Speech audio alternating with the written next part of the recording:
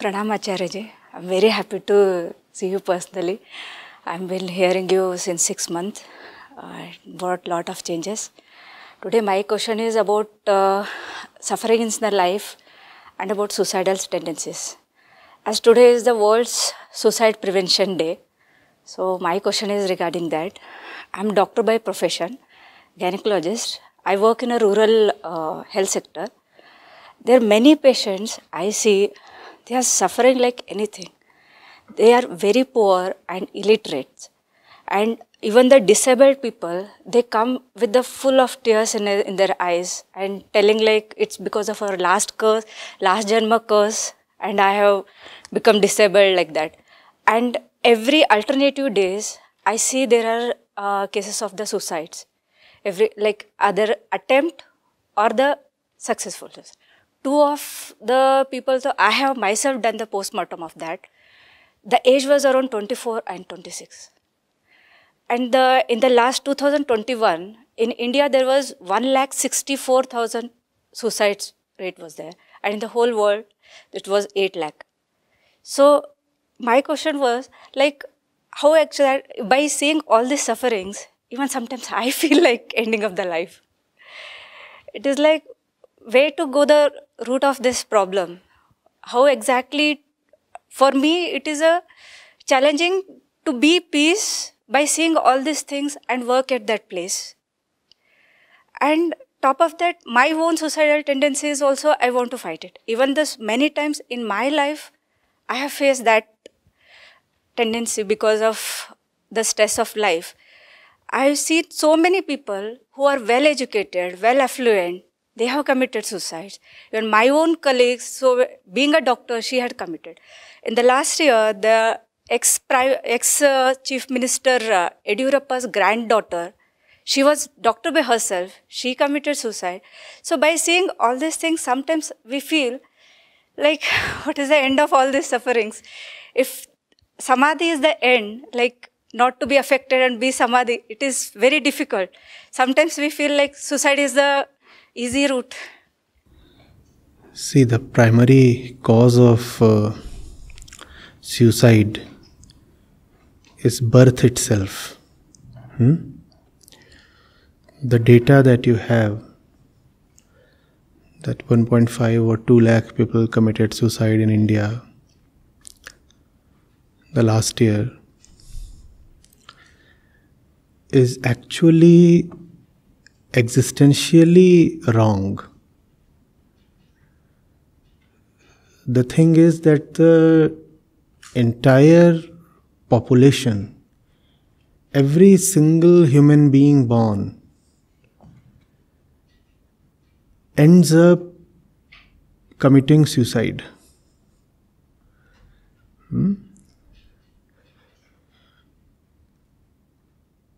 Birth itself is suffering. And the purpose of life is to get rid of suffering. Even if you live for 80 years or 100 years without attaining that sole purpose of life,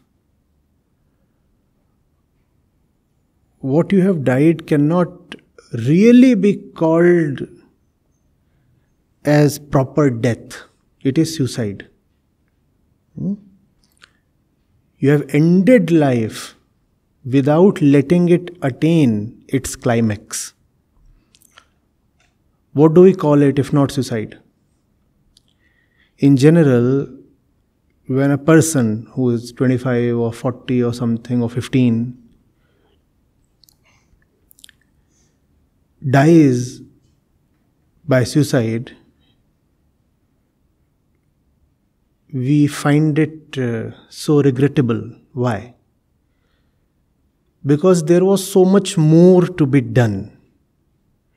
And that person ended his or her life and therefore deprived himself of the opportunity to do more and be more in life, right?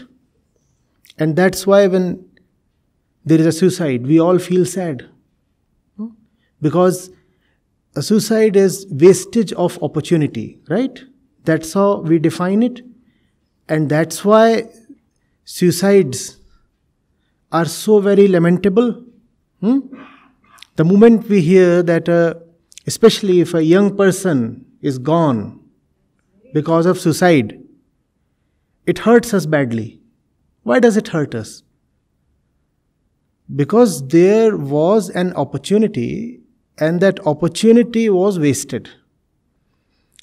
That person will not be able to now live, learn, grow, experience, realize, and be liberated, right?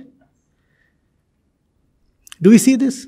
Otherwise, why would we find it sad or bad that a fellow is gone early? Oh, he's gone early. There was a potential to be met, a possibility to be realized. The potential and the possibility have been squandered, right? That's the reason suicide is a curse, correct? Now tell me, how many of us, even if we live till 80, actually manage to realize our possibility and potential? Hardly anybody. So are we all not then guilty of suicide? But then we say a fellow has committed suicide only if he hangs himself or poisons himself or jumps from a building.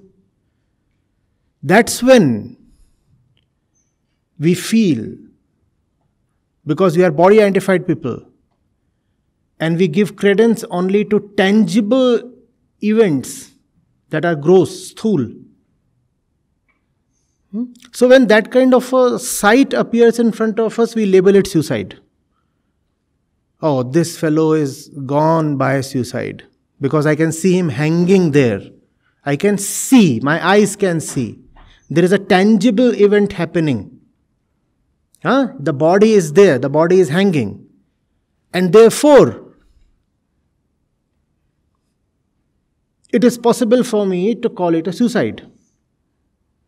Why not call it a suicide when the body is not hanging that way, but the mind is hanging that way all your life?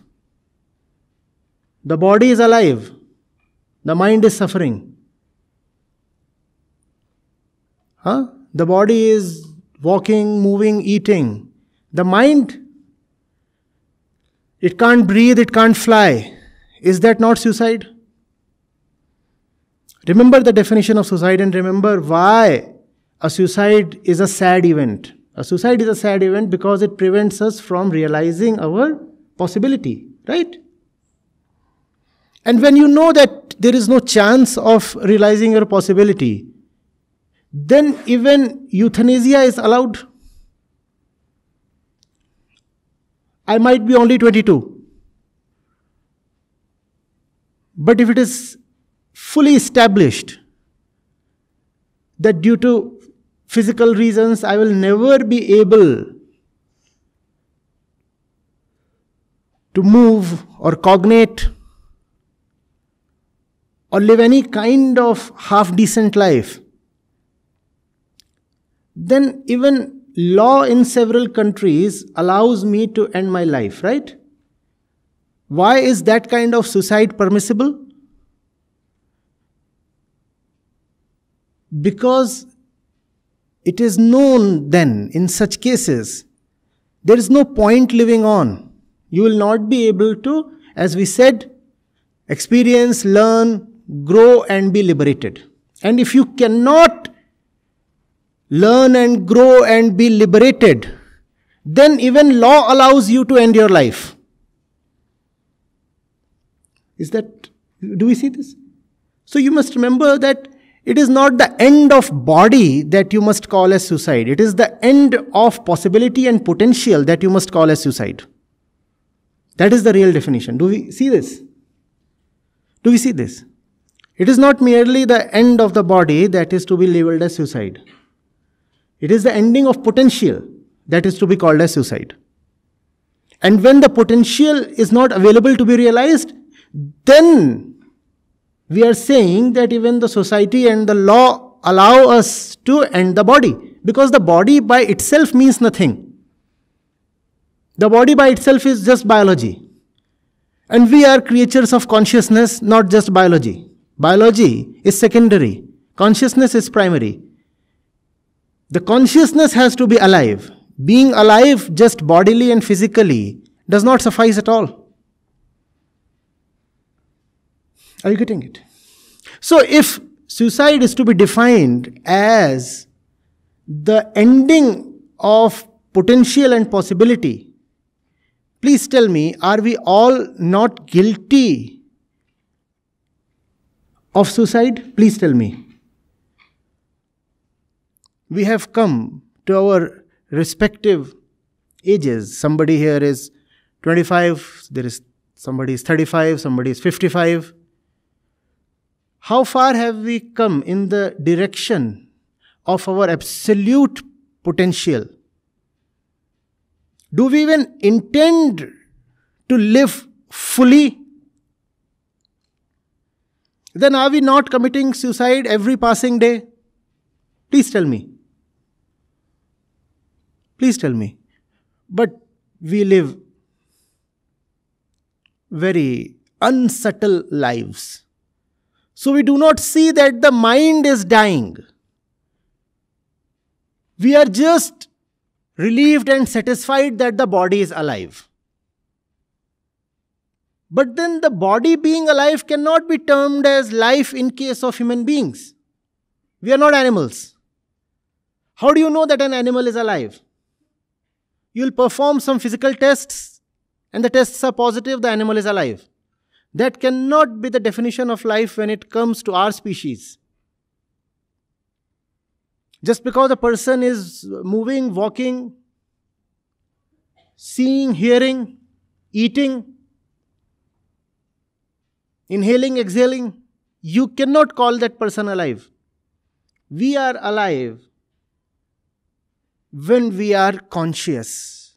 And the extent of our aliveness is proportional to the freedom and the height of our consciousness. That's the definition of life when it comes to Homo sapiens. Now, are we alive? Or are we just walking around like machines, like robots? Robots do walk, they even talk. And if you're not attentive enough, you might feel the robo is a sentient being. We have very advanced robots now. They can almost emote. They can read your face, they can judge your expressions, they can respond accordingly. What's the difference between a robo and a human being? You don't call a robo as alive, right? Why do you call a human being alive? Because we are conscious, we can understand. No robo can ever understand. We'll be taking up the Bhagavad Gita today. Verses from chapter 4. Even the most advanced supercomputer can translate those verses. It can never understand them. Get the difference right, please. No robo can ever understand what the Gita is saying. Not today, not 10,000 years into the future. That's what is the definition of life. Your ability to understand. And understanding comes with freedom. Understanding and freedom are actually the same thing. No robo will ever yearn for freedom. No robo will ever say, why am I programmed? And every machine is programmed, right? No robo will ever rebel against its internal conditioning and programming. A human being does. And the intensity of your rebellion is the extent of your aliveness. If you cannot rebel against your inner conditioning, programming, your inner bondages, your biological patterns, how do you call yourself alive? The robot never rebels. Ever seen a machine rebelling against itself? And every machine is designed by somebody else, controlled by somebody else, programmed by somebody else. No machine rebels. And if we do not rebel against our external and internal masters who drive us, program us, control us remotely, how are we alive? And if we are not alive, how are we not very, very sad and guilty that suicide is happening each passing moment? Suicide is not just an event. It is a process. It is a process. And that's the reason saints have cried in compassion. They see corpses walking all around. They see life being turned to ashes. They see a man spending 60, 80 years of his life and then dying without ever coming close to what he could possibly have been. Ask yourself honestly, how close are you to the best you could have been? I repeat, how close are you to the best you could possibly have been? Why have you killed your potential? Why are you so suicidal?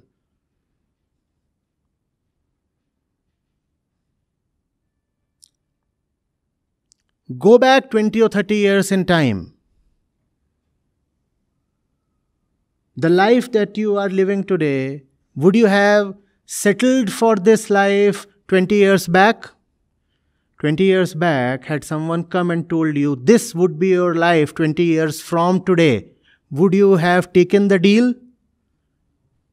Then why are you content with your current situation today? When you were 20 or 25 or 30 or whatever, you had great dreams for yourself. You wanted to be big. You wanted to be best. You wanted to soar high. How today are you satisfied in your chained, controlled, caged condition? And how is that very different from someone who just hangs himself?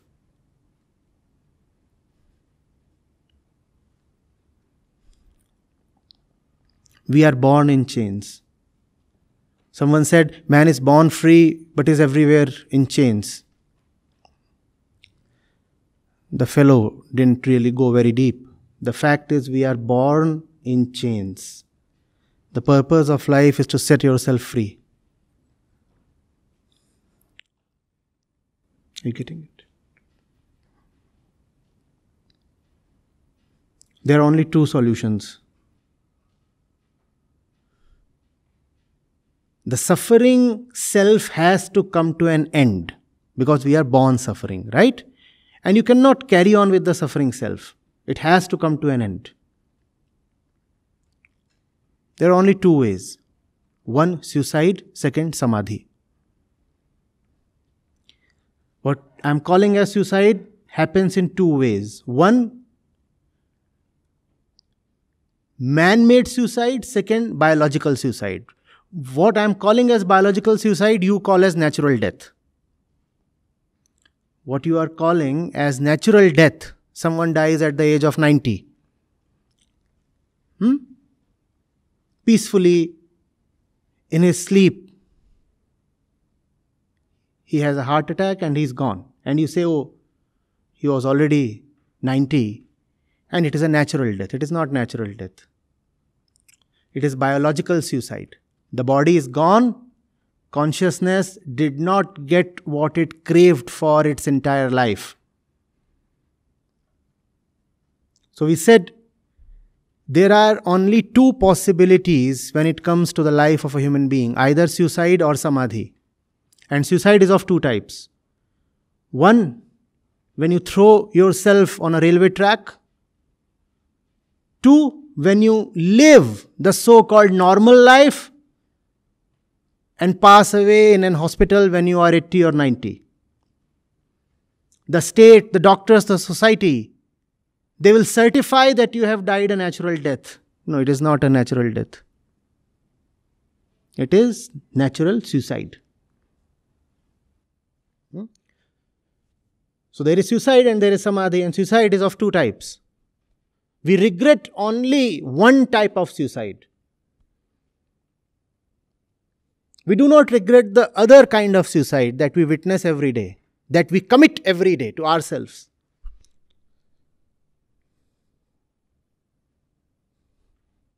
Is it not so? One kind of suicide cannot be better than the other kind, or can it be? Yes? So instead of opting between 1A and 1B, 1A is? 1A is what you officially call as suicide. Somebody jumped from the 10th floor. That's what we officially call as suicide. 1A is official suicide. 1B is biological suicide. What is 1B? The fellow lived for 80, 90 years, his usual mediocre, enslaved life, and then died. Is 1B really better than 1A? I'm asking you. So do not try to reduce 1A so that 1B increases. No. Chuck both 1A and 1B. Opt for 2. That's what mankind needs today. A movement from 1A to 1B is no progress at all. The real progress is when you move from 1 to 2, and 2 is samadhi. If not suicide, then samadhi is the only option, because the thing has to end. We are born suffering. Suffering has to end. It can end only in these two ways, either suicide or samadhi. Now, instead of samadhi, we go for 1B. 1B is, oh, come on. Don't commit suicide. Just live on. Keep suffering. Keep bearing all the humiliation life heaps on you. And continue living. Live till the age of 90. 1B is no better than 1A. 2 is better than both 1B and 1A, and 2 is the real solution to the problem of human suicide, rather to the problem of human birth, human suffering, the very human condition. Only 2 is the solution. Samadhi is the solution. And if not samadhi, you will either hang yourself or will continue to live a tortured life, which is hardly better than hanging yourself. What is samadhi? Nothing exotic, nothing of the kind that our fantastic storytellers have fed us. Samadhi simply means a deep, true, lasting solution. A true and lasting solution, that's what is called samadhi. Life itself is the problem. When the kid is born, the problem is born. When the kid is born, the bondages are born. And therefore, life itself is the problem. How to solve that problem? The solution is called samadhi. How to solve that problem? Know the problem. Can you solve a problem without knowing what it is? Get into the problem. Observe your daily movements. See what you are doing. See where it is coming from. And it will become very clear to you whether you must continue doing what you do and continue living as you do.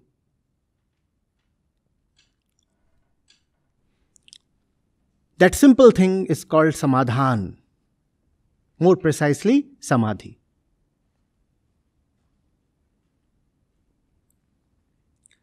Are you getting it? Life is a challenge. Meet it with wisdom and courage. And then life is good fun, no? What better than having a good challenge to deal with. Is that not exciting? Does that not elevate you? Does that not awaken and arouse you when there is a proper challenge in front of you? And you're not afraid of the challenge. You want to meet it head on. And you don't want to ram your head into it.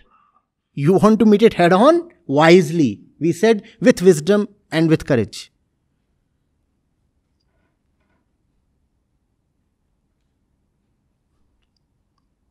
Most of us simply balk away from life.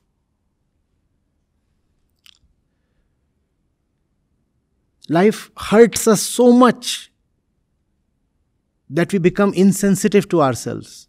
That's the only way we think we can survive. If we do not become numb, it pains. So we choose to become insensitive. No. Gather some courage. Open up to your own hurt. Admit that you are suffering. And that is not a sign of weakness. The day you open up and acknowledge your sufferings is the day you are standing up to your suffering. What's worst is when we refuse to acknowledge that life is really bad for us. That's the worst we can do to ourselves. That's a sign of deep cowardice, weakness, and lack of faith. The moment you say, yes, it is bad, very bad. How is it? Smile and say, very bad. There's no reason to keep uttering to others, oh, good, good, I'm doing good. You don't need to weep. But you also don't need to be a liar. You are entitled to smile.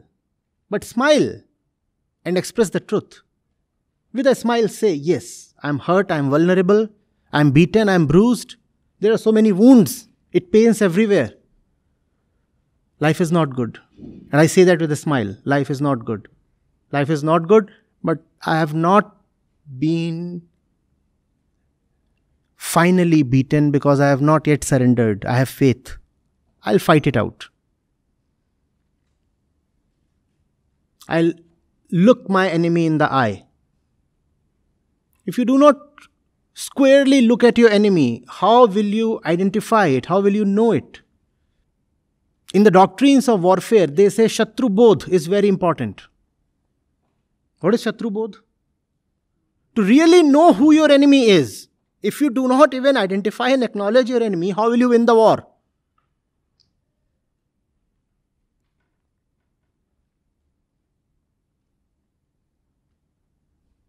Yes, Maya is immense, big, huge. And she kicks us in the face every day. But call her out. With a smile, obviously.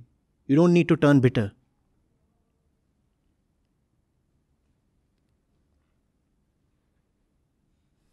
And then you will realize that Maya will also by herself provide the solution. She is the problem. And the solution also goes from within her.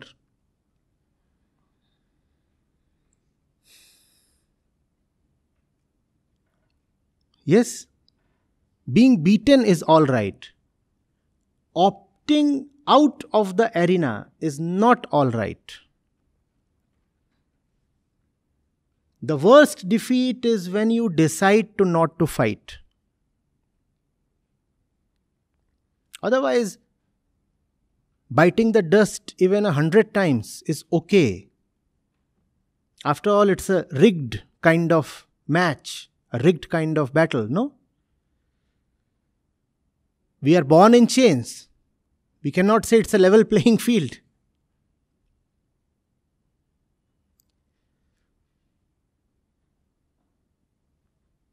So it's okay. It's okay to meet defeat daily, but it's not okay to surrender.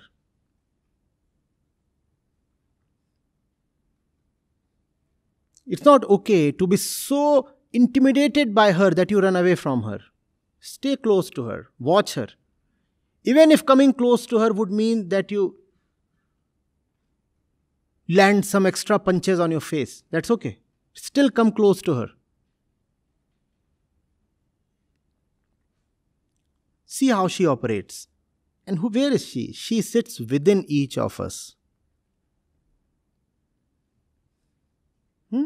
She sits in the body. And then after the body, she sits outside of us in the society, in the world, everywhere. First of all, she sits here. See how she functions. Observe her. That observation of the problem will lead you into the solution. That solution is Samadhi, the only alternative to suicide.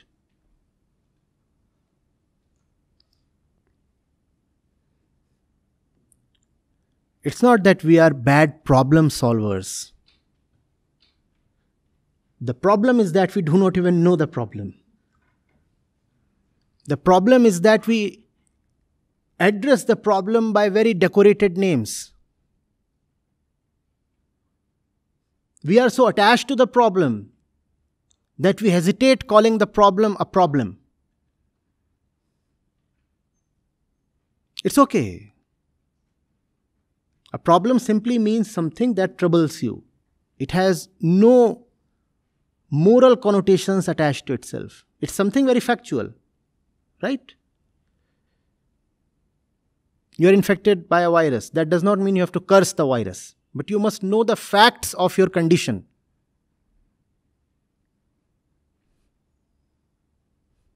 Why don't we know the facts of our life? Why are we so afraid? What has sapped away our energy, our honesty, our courage? Why are we so reluctant calling a spade a spade? What will you lose? What do you have to lose? What really do you have to lose? Why are you so afraid?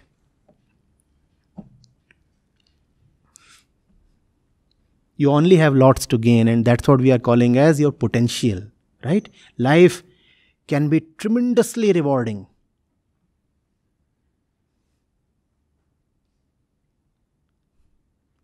But life rewards only those with guts. Guts and wisdom. That's all. And where guts and wisdom combine, there is true love.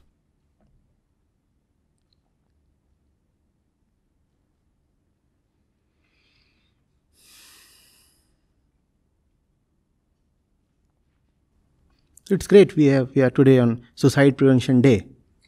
Wonderful. I wish the question were asked a few days back so that we could have published it today. But anyway. Sir, my another question was that how to be unaffected by the sufferings of the patients and the physically disabled, where when they come to hospital, it's making me depressed and. No, there is something missing here. When you say you are affected by the other suffering, please ask yourself, is it not because you take the suffering as something exclusive to that person? If all are suffering, but... forget about all. Do you see yourself as suffering in the same way and equally? Once you see that, you will find that you are not affected. Rather, you are compassionate. That's the difference between being affected, between being merciful and being compassionate. Compassion is when you can see that condition within yourself as well. That's when you realize that in helping the other, you are helping yourself. That's compassion. I try to help, sir, but what happens, like, daily from 10 to 2 o'clock, I see everybody coming and telling their suffering. It's always, it makes me feel like there is one proverb in the Kannada, like in samsara there is sasiveshtu sukha, sagaradashtu dukkha. It means like the mustard, the happiness in the life is like a mustard seed kind, and the sadness is like a ocean. But always we are zooming in that mustard seed and thinking like somebody is happy, and like, only the particular people are in that suffering. So you get to hear people's problems and see their suffering every day, and that influences you badly. I feel so compassionate. I feel like what to do for these people. How am I supposed to feel now? That is what that is what even I wanted to ask. How you feel like every people come and tell you the sufferings. How you manage that stress? No, there is no special or additional stress. Whatever stress is there is already there. So it's just an extension of my own battle. I'm not fighting any special or exclusive or additional battle for your sake. Life is the same. Be it in my form or your form. Our predicaments, our agonies, our hopes, our disappointments, they are also the same. So what I hear from you is nothing but my own story, narrated in another form, in another situation. And that's why I think sometimes I'm able to offer solutions.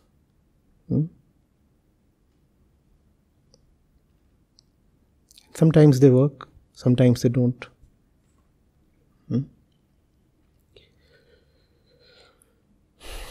We all are one. There are no different stories. Right? As I am gynecologist, I see many pregnant patients in the rural areas.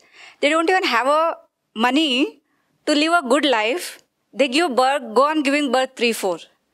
I got fed up of explaining them, like, no, still they will have 3 females and they want 1 more male.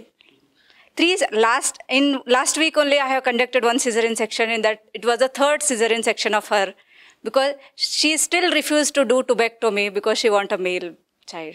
Is this condition specific to that patient? Think of it. Huh? Everywhere it is. Repeating the same mistake over and over, again and again. Is this something only that particular patient is doing? So on one hand, it's something that really concerns us. On the other hand, it should bring that little smile to us. That patient is who I am, who you are. No?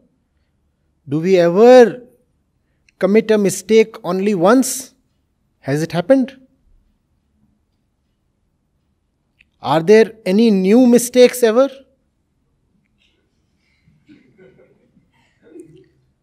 She has given birth 3 times.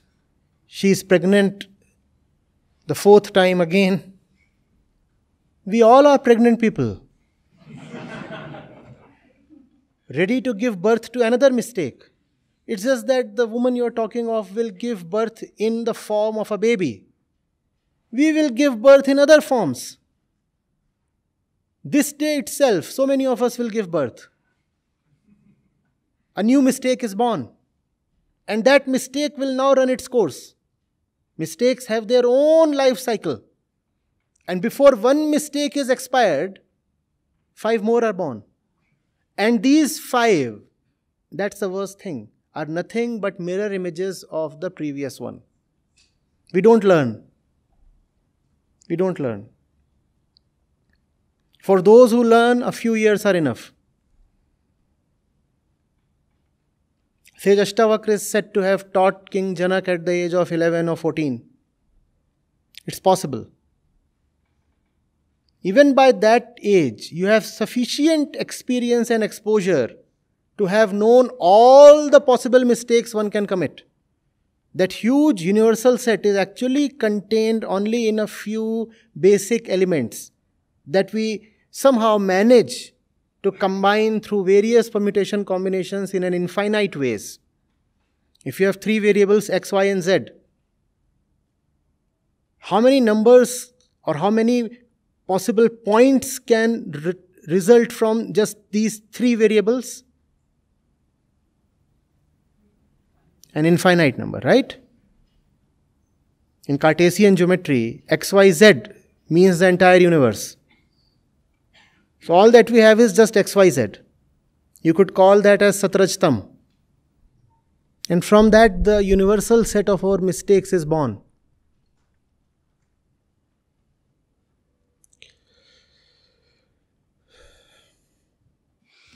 Acharya ji, pranam. Deepest gratitude for your teachings.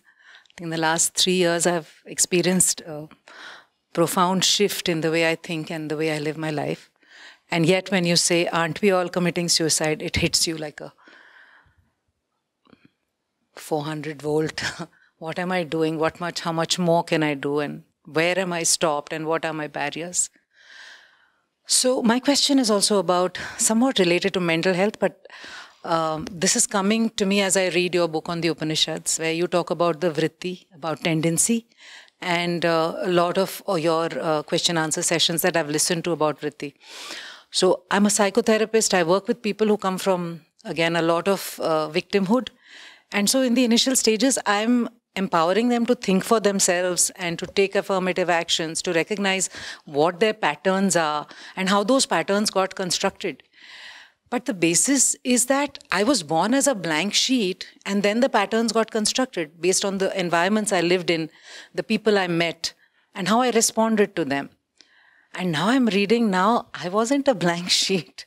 आज सुबह मैंने सुना कि काली चादर आपने जो सत्संग में कहा है. So where does one go from here? We were born flawed. We were born to self-destruct. See, we have everywhere to go. When you are in such a bad condition, that's good news as far as your potentiality goes, no? If you are already on the top of your curve, you cannot go anywhere from there except sliding down. But when you are right at the bottom, the entire universe is waiting for you. Good news, no? We are in such a bad condition that from here only better things can happen to us. Is that not nice? So in some sense, Prakriti, the mother, loves us. She gives birth to us in such a wretched form that from there we can only improve. We are in such terrible shape as we take birth that from there is no possibility but to become better.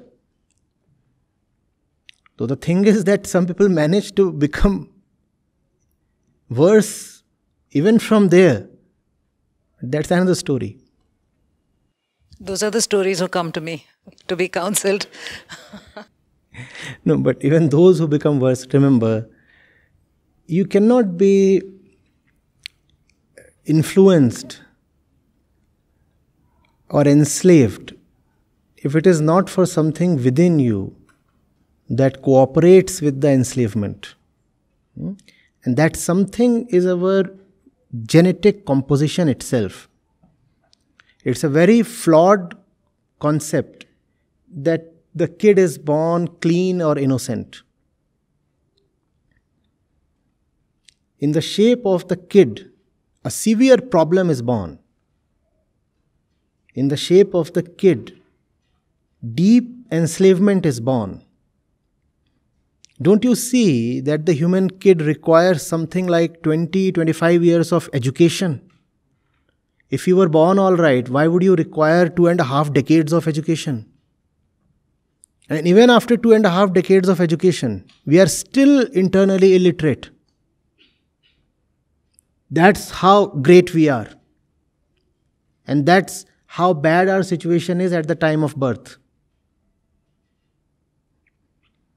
Any other species that needs so much education? We spend a quarter of our life, including the prime of our life, just getting educated. And in certain streams, your education lasts till you are 35 or even 38, 40.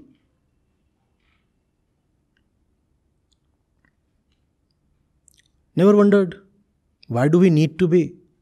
And this is only with respect to the external kind of education, worldly education. You're reading about accounts or arts or science or technology or medicine or law, and that consumes so many years. Internal education, the real education that makes you a human being, a proper human being, that takes even longer. That kind of education might not be complete even by the time of your death. Even 80 years do not suffice for that.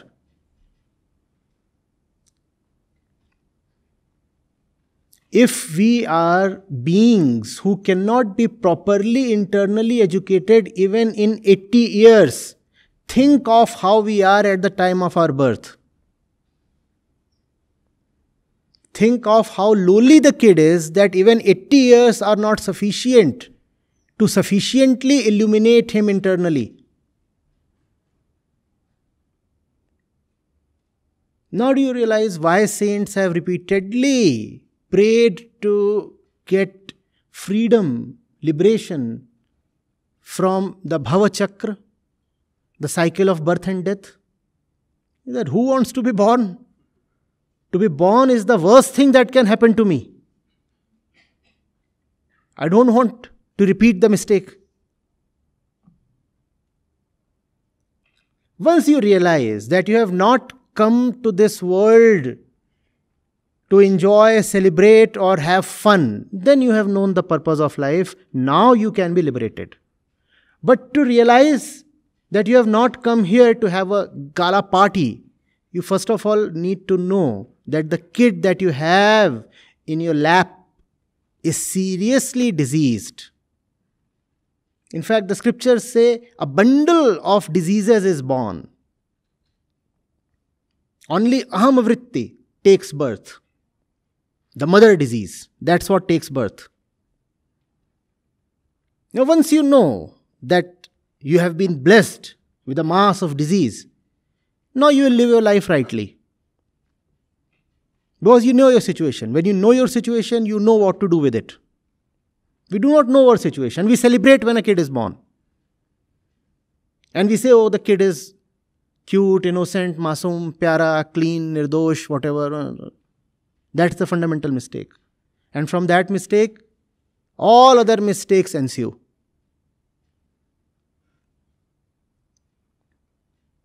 A challenge is born, and it has to be met with wisdom.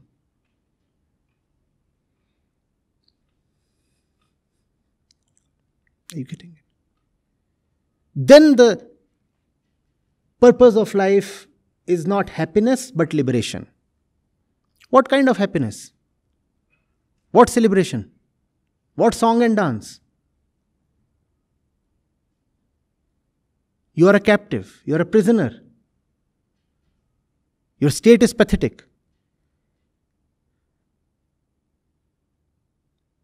If you want to write a song, it must be written in your blood.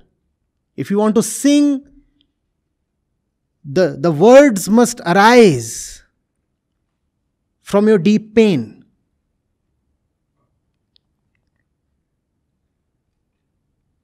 And there have been people who have written from a point of truth. Only their songs, only their literature is worth reading. When you listen to those songs, you feel elevated.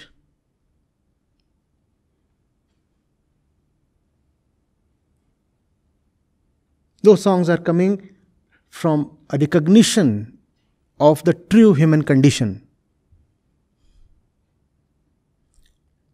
Are you getting it? You feel disappointed only when you compare your current state to the imagined party state you have been led to believe belongs to you. The world and its markets and its institutions and the family and education, they have misled you. They have told you are here to party. And when you find that your life is not exactly a party, then you feel disappointed.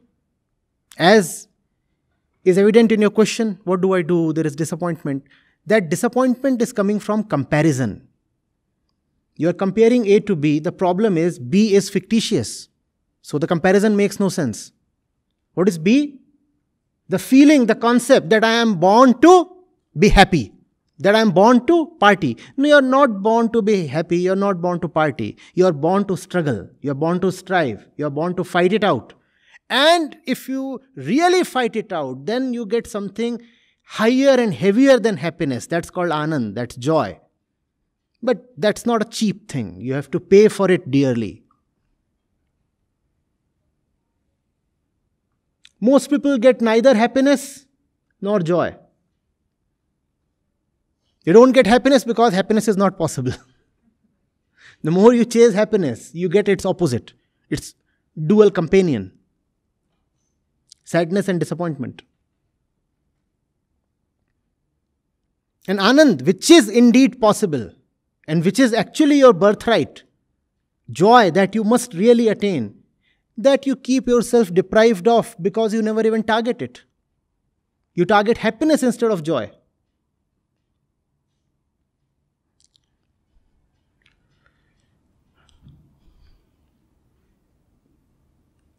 I sometimes say that the knowers, the sages, they were hedonists in the real sense. We aim for petty happiness. They targeted real joy. They were the really ambitious people. The ambitions of today's CEOs and multi-billionaires is childish in front of their aspirations. Their aspirations were beyond all these petty ambitions. Transcendental ambition they had. Their ambition was to get rid of that itself, which is sad and hence seeks happiness. They said happiness is sought only when I am sad. I'll finish the seed of sadness itself. Who will need happiness then? And when happiness is not even needed, that is called joy.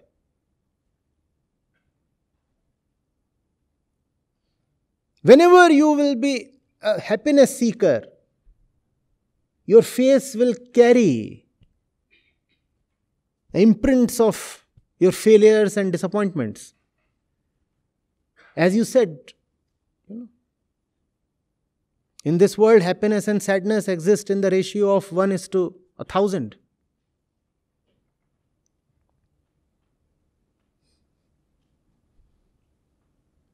And that's an understatement. As if even one is possible.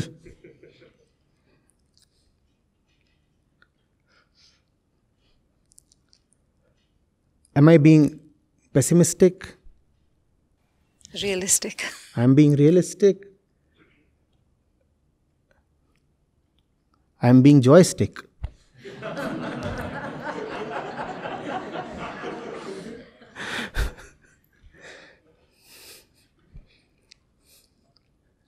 I'm asking you to go for something finer than happiness. I'm asking you to go for real happiness. That's not pessimism. Pessimism is such a small thing. I'm destroying pessimism itself. This is the height of pessimism. To get rid of both pessimism and optimism, all kinds of dualities altogether. Happiness, sadness, pessimism, optimism. This is the cycle of our suffering, no? To be caught in duality.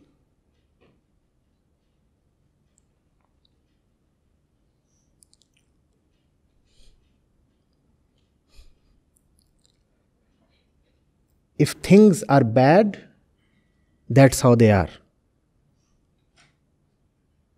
cannot avoid that.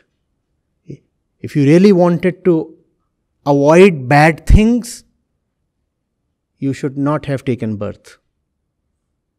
I didn't have a choice. But now you do have. Right? To be born is to be born in choice. Now the choice is happiness or joy. What do you choose? Joy. And if you choose joy, then do not be reluctant to embrace pain. Those who cannot bear pain will never know joy. It's in the depths of your pain that joy will emerge. If you will continue to harp for shallow happiness, joy will elude you. Be brave.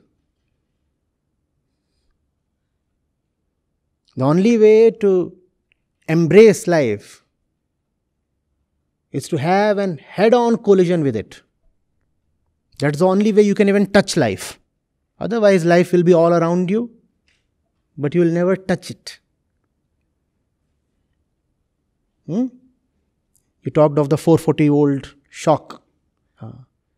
Whenever you will touch life, that's what you will get. And that's why we are so afraid to get in real contact with life. We are life evaders. But that's also how this beautiful lady called life can be embraced. She'll give you a 440-volt shock. Embrace her. Moment you embrace her, you'll be thrown away. Embrace her again. Develop the stamina.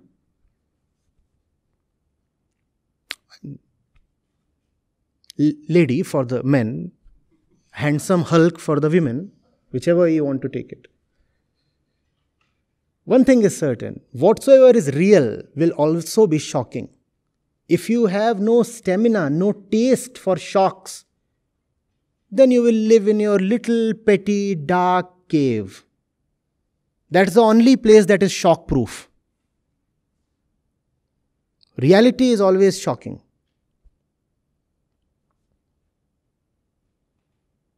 And to embrace reality is to embrace 440 volts.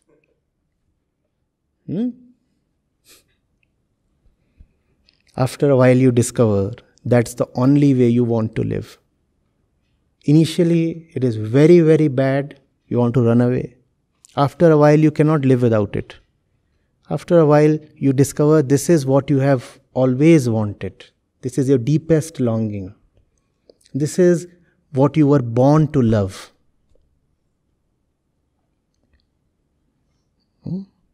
Remaining protected, covered, insulated, secured. That's not the way of life.